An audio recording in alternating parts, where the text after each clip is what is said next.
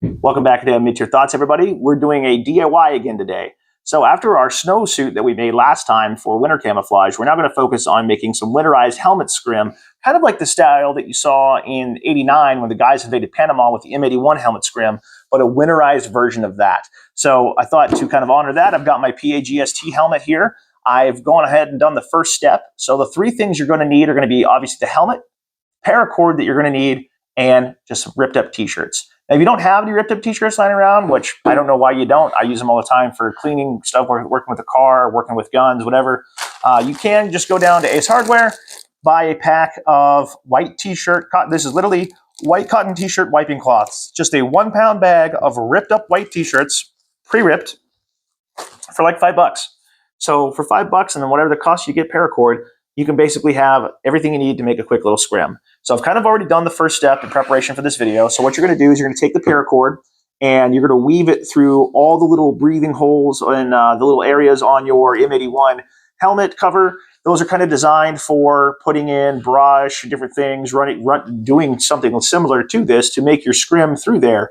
So you can run this paracord through there like I have, kind of tie it off at certain points. You can kind of see it does look a little rough. It's definitely hand done, definitely asymmetrical, but that's okay because it's all going to be covered up by our helmet scrim. So the next step we're going to do is going to be super easy. We're just simply going to take some of our white cloth that's all cut up in different patterns, cut it into little strips, and then start tying it off on places that make sense and making this helmet work. So I'll kind of do a couple of these slow, then we'll kind of fast forward montage this to the end and show you what our finished product looked like and show you how you can do it. So I'm just going to take a knife where I need to and kind of cut some of these strips that need to be cut more. This is my Spyderco Delica. Really good knife, by the way. But yeah, this kind of goes along the lines of makeshift winter camouflage. Some of us have the money to be able to spend to get scrim or different things like that, or all the latest cool guy stuff. Some of us don't. Some of us like kind of the feel and look for it for homemade stuff. You could use this for airsoft, paintball, modern Minuteman, whatever your heart's desire is, and getting it more roughed up and the more getting it more roughed up, the less straight lines, things like that, the better. So this again kind of goes in conjunction with, if you haven't seen it, up here somewhere will be a link to the kind of make your own winter camouflage suit. Used a Tyvek suit and some spray paint, kind of made a makeshift winter camouflage. Like I said, it's not the super best thing in the world, but it's not terrible. So we can see here, kind of all I did is literally just tie that off. You can even double knot it if you want.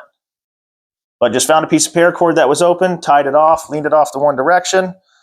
I'm going to do the same thing with another one, cut it into more of a strip because it's more manageable when it's a strip. Like this thing here where it's a big triangle, you don't really want that. I like it more in strips. Kind of works a little bit better for what we need it to. Just take that, rip it, find another spot. Basically, you're just finding the free real estate and mounting this to it. Now, I'm not going to bore you with like the 25-minute video of me just mounting all of this crap on here. So we'll go ahead and add some more to it as we go. The big thing to remember as we're doing this, you don't want to go too far down in the front or wherever you're going to have stuff at, like especially if you're running nods or anything, you might want to be more careful in the front.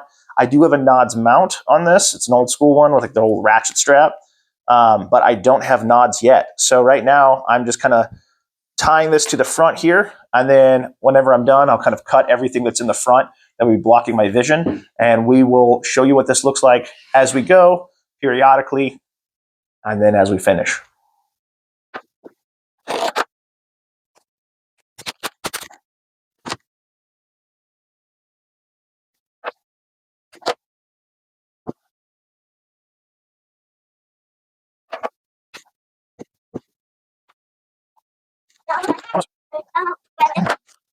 So another thing real quick, the two that I'm noticing as I do this is you don't really want pieces longer than, I'd say, probably about 5-6 inches. These kind of stretchy, just because they do hang down quite a bit. If you're going on top, you might want some longer pieces, but again, you're going to layer these. So, you can get away with not necessarily being incredibly long. And you just kind of want to tie a quick little bow on there and just kind of tie them off as they go. And as you can kind of see here, I've added a couple more. It's already starting to look a little bit better.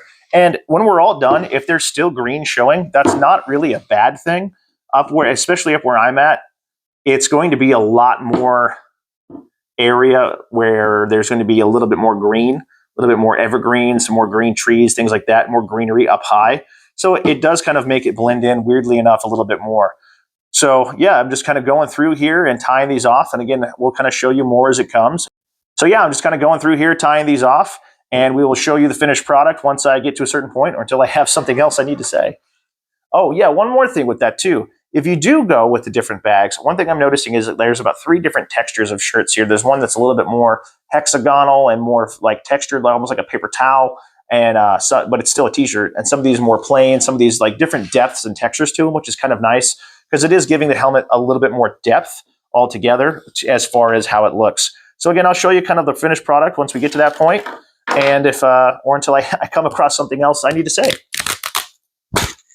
Okay, so I didn't quite use all of the t-shirts. Definitely saved some behind because we got it pretty well covered. If you can tell, this so far is our helmet. I'm going to throw this on real quick. So the next thing we're going to do is we're going to kind of go through and chop some of this down. We don't need as much as this is. It's definitely in my vision, which is the problem. I wanted to try to keep the nod mount a little bit more open, and then I'm going to trim some of this down to where I can see a little bit better. But ultimately, just to kind of give you an idea, it turned out pretty well so far, and we're going to cut it down a little bit, kind of thin the herd, if you will, and then we'll have some extra scrim pieces to add to other bits of our gear. All right, so we're just going to take our scissors here.